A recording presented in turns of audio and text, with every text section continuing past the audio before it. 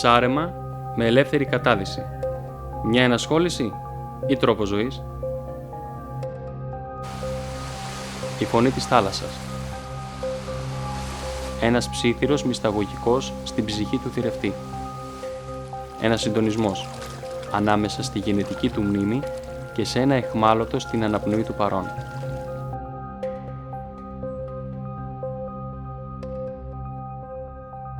Συντροφιά με τα υδάτινα πέπλα της απέραντης σιωπής.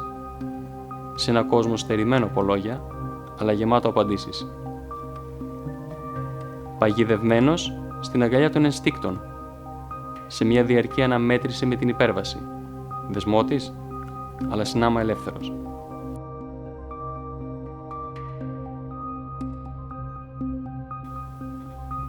Και έπειτα η συνάντηση με το θύραμα. Η αυτοσυγκέντρωση. Το χτύπημα. Όχι για το αίμα, αλλά γιατί τρέχει στο αίμα του.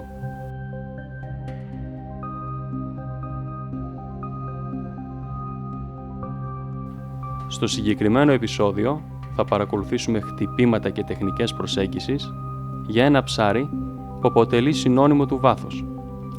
Η επιστημονική του ονομασία Επινέφελους αένεους ή κοινώς η γνωστή σε όλους μας σφυρίδα.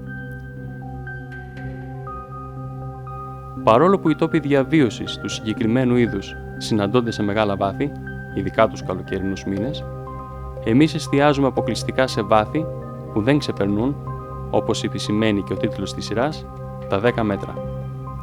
Γεγονός σημαντικό και εξαιρετικά ενδιαφέρον αν αναλογιστούμε τις συνήθειες του ψαριού, αλλά και το βαθμό σπανιότητας και δυσκολίας των χτυπημάτων αυτών σε τόσο ρηχά νερά.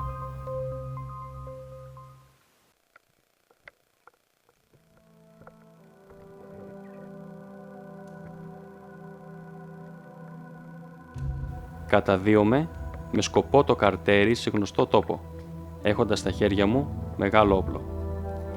Η πέτρα που βλέπουμε έχει δώσει αρκετές σφυρίδες στο παρελθόν, αν και κατά την επίσκεψή μου την προηγούμενη δεν συνέβη το ίδιο. Έτσι, αυτή τη φορά, πρόθεσή μου είναι το καρτέρι για συναγρίδες. Δεν προλαβαίνω να πιαστώ για να πάρω θέση και μια ύποπτη κίνηση μου εξάπτει την περιέργεια. Ανάβω προσεκτικά το φακό που έχω πάντα μαζί και με έκπληξη διακρίνω την παρουσία μιας σφυρίδας.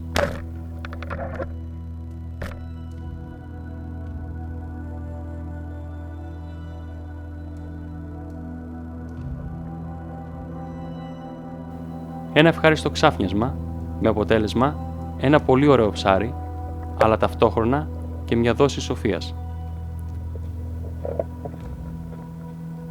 Ένας τόπος μπορεί να διαψεύσει τον εαυτό του, μιας και η απουσία θυραμάτων στο παρελθόν δεν προαναγγέλει την έλλειψή του στο μέλλον. Γεγονός που ενισχύει το μεγαλύτερο, ίσως και πιο ζωτικό χαρακτηριστικό των θηρευτών απέναντι στο θύραμα, αλλά και στον εαυτό τους. Την υπομονή και την επιμονή.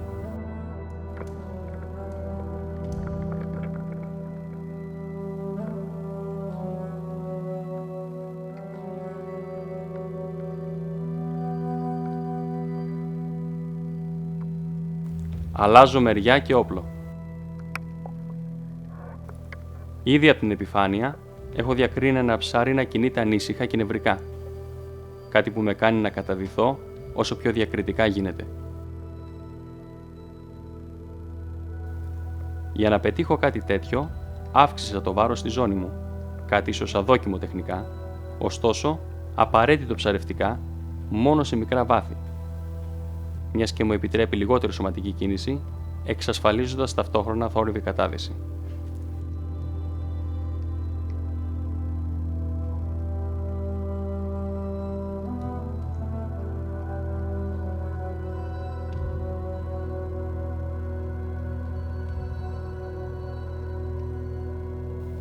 Βρίσκομαι απέναντι από το θύραμα. Προσπαθώ να κερδίσω λίγα μέτρα, αλλά δυστυχώς χωρίς τύχη, μιας και το ψάρι θα βραχώσει. Αν και διαθέτω αποθέματα οξυγόνου, δεν θα το ψάξω στην τρύπα που μπήκε για τον εξής λόγο. Όπως βλέπετε, υπάρχουν δύο έξοδοι που κατά τη γνώμη μου το ψάρι θα προσπαθήσει να εκμεταλλευτεί για να διαφύγει.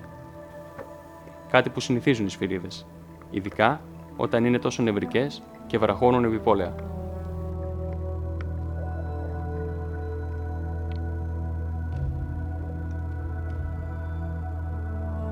Επιλέγω να βουτήξω εκ νέου και να κάνω καρτέρι στο σημείο που πιθανολογώ πως θα εξέλθει το ψάρι.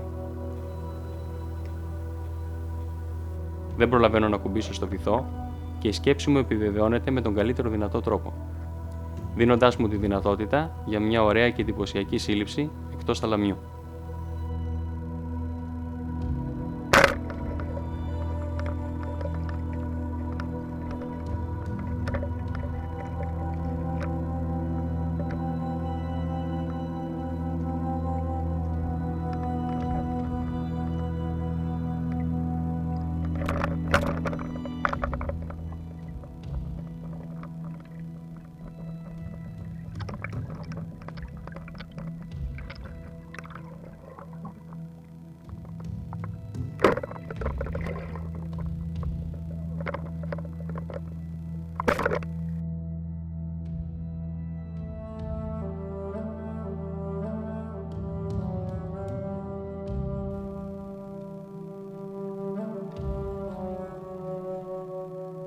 Λίγο πιο κάτω, συναντώ ένα ακόμα ψάρι με την ίδια, ίσως και χειρότερη συμπεριφορά από το προηγούμενο.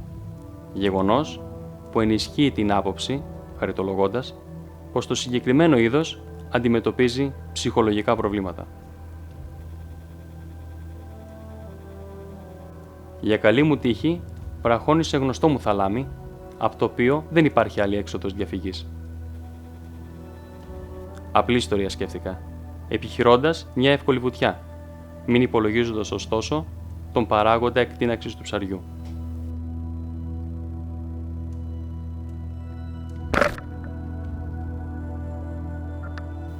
Όπως βλέπουμε σε αργή κίνηση, το θύραμα βρίσκεται στο πορθαλάμι του και παρά την απόσταση της βολής από το 1,5 περίπου μέτρο, προλαβαίνει να γυρίσει αποφεύγοντας τη βέργα.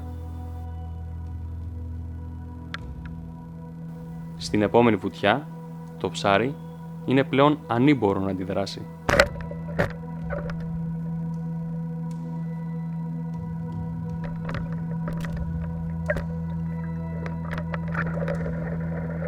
Μια δεύτερη βολή θα το σιγουρέψει και θα δώσει τέλος στην περιπέτεια, αλλά και σε μια επιτυχημένη ψαρευτική ημέρα.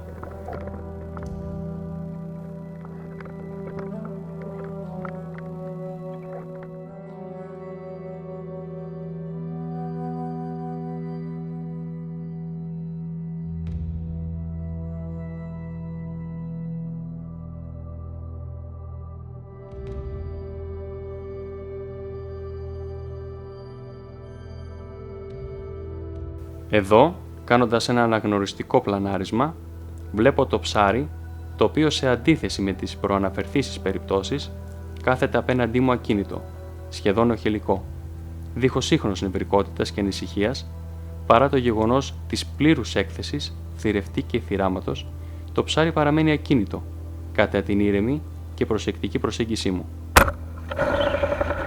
δίνοντας την ευκαιρία για μια εύκολη σε εισαγωγικά σύλληψη. Και αναφέρομαι σε εισαγωγικά, λαμβάνοντας υπόψη τον αστάθμητο παράγοντα του χρόνου. Μερικά κλάσματα του δευτερολέπτου καθυστέρησης θα μπορούσαν να δώσουν στη σφυρίδα το απαραίτητο για μια σωτήρια εκτείναξη χρονικό περιθώριο.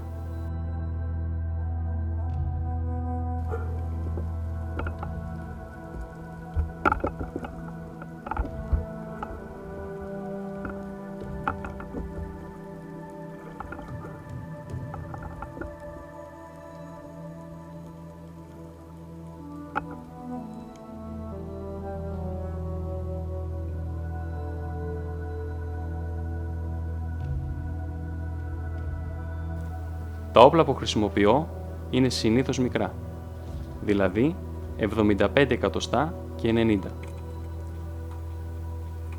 Το σετάρισμα που προτείνω είναι απλό, 6 χιλιοστά βέργα με 17,5 χιλιοστά λάστιχο ή 6,25 χιλιοστά βέργα με 19 χιλιοστά λάστιχο αντίστοιχα. Πιστεύω ότι είναι ό,τι πιο εκρηκτικό και δυνατό σε συμβατικά όπλα τέτοιου μήκους.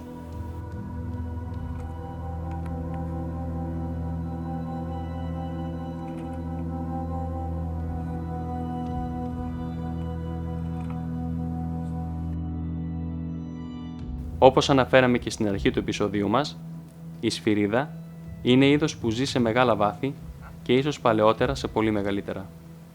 Ωστόσο, τα τελευταία χρόνια παρατηρείται η παρουσία του είδους σε πιο ρηχά νερά, γεγονός που κατά την ταπεινή μου γνώμη οφείλεται στις επιπτώσεις που προκαλούνται από την αλίευση με μηχανότρατες.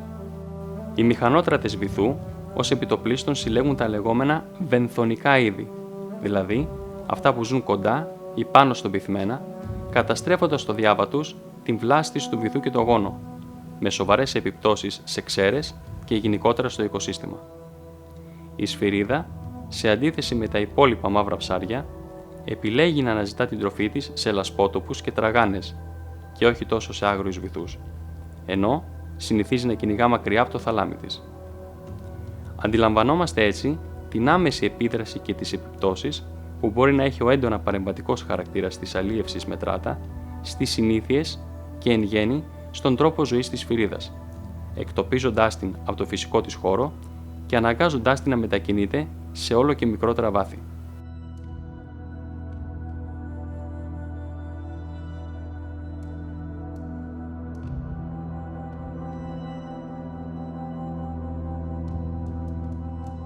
Όταν οι συνθήκες επιτρέπουν να διακρίνω το θύραμα από την επιφάνεια και στην περίπτωση που αυτό βρίσκεται σε ακινησία, η προσφυλής μου τεχνική προσέγγισης είναι η ακόλουθη. Μια αθόρυβη βουτιά σε απόσταση ασφαλείας και έπειτα με διακριτικές και προσεκτικές κινήσεις προσπαθώ να πλησιάσω σε απόσταση βολής. Βέβαια, η κατάληξη δεν είναι πάντα επιτυχής.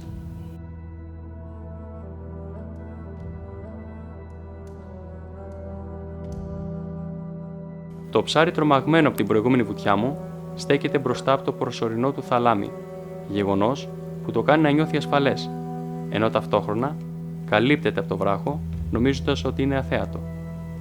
Έτσι, επιχειρώ διαγώνια βουτιά, εκμεταλλευόμενος τον βράχο για κάλυψη, για να μειώσω όσο μπορώ τη μεταξύ μας απόσταση, παραμένοντας αθέατος.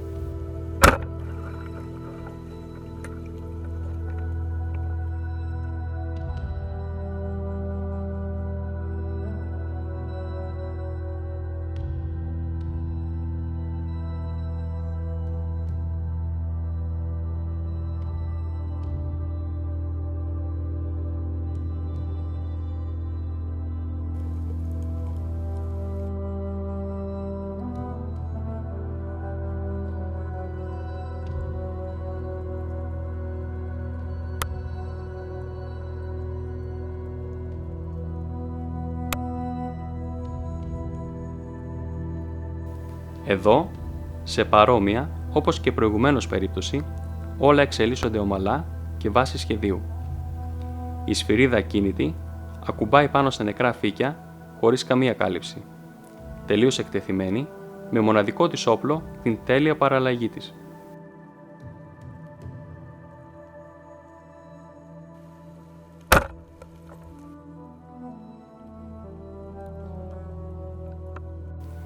Με την ικανότητα της παραλλαγής, η σφυρίδα έχει αλλάξει χρώμα, έτσι ώστε να ταιριάζει με τον περιβάλλοντα χώρο στον οποίο βρίσκεται. Η ικανότητα όμως, που πολλές φορές δεν αποδεικνύεται αρκετή.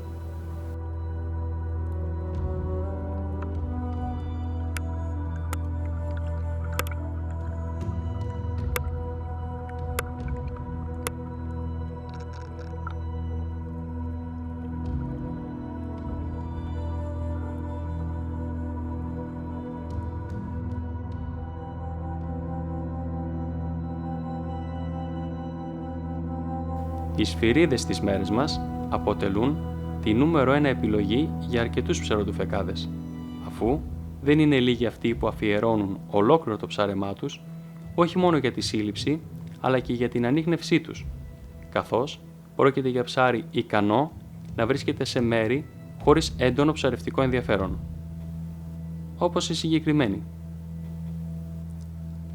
Άλλο ένα νευρικό ψάρι. Σε αυτές τις περιπτώσεις, διακόπτουμε τη βουτιά και αναδυόμαστε με πολύ ήρεμες κινήσεις, διατηρώντας πάντα οπτική επαφή με το βυθό και το ψάρι.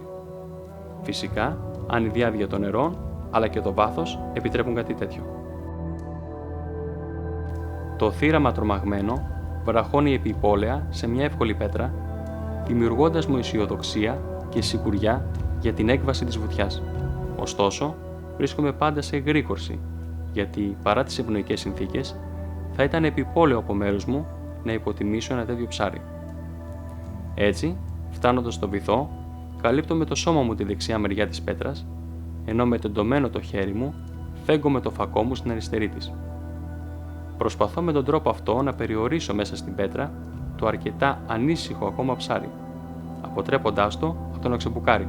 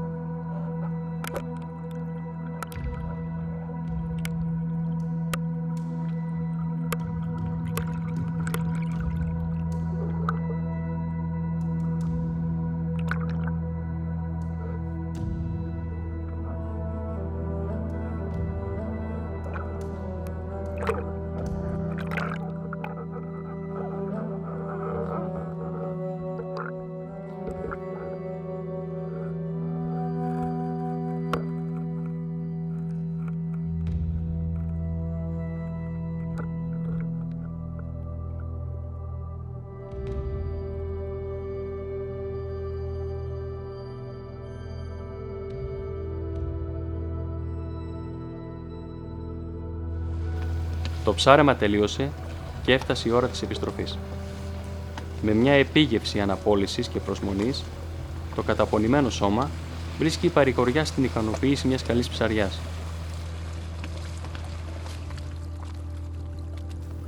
Παρόλο που η θάλασσα και ο καιρός το επιτρέπουν, οφείλουμε να παρακούμε τις ειρήνες της επιθυμίας και να αναχωρούμε προτού εξαντλήσουμε τα όρια της αντοχής και της υπομονής μας. Θα υπάρξει κι άλλη φορά. Θα υπάρξει κι άλλη ψαριά.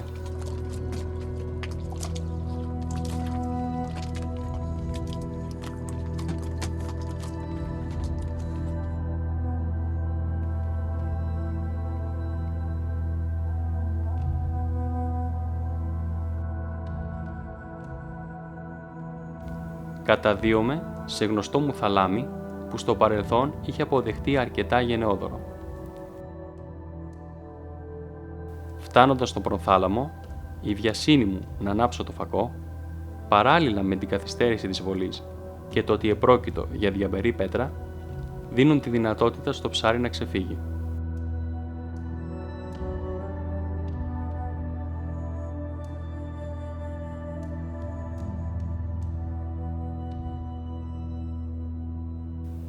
Στη βουτιά που ακολουθεί, επιλέγω την άλλη μεριά του θαλαμιού, ευελπιστώντας ότι το ψάρι θα βρίσκεται εκεί.